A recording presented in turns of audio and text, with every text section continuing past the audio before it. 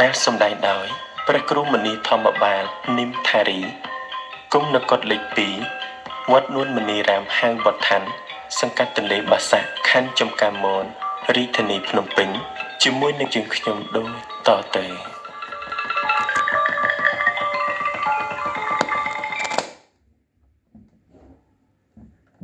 ជាប្រាដក្នុងរបរ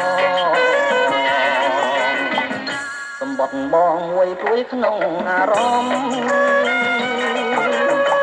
តែមិនសំដំជួបទៀងឆ្លើយឆ្លងពីដូចធ្វើកោអូនជាងលើខ្នងនឹងជាកម្រងកំណត់ស្នេហាសម្បត្តិថ្ងៃនោះចាឈ្មោះអូនបងអើយយ៉ាងពេញចង់ក្រងលែ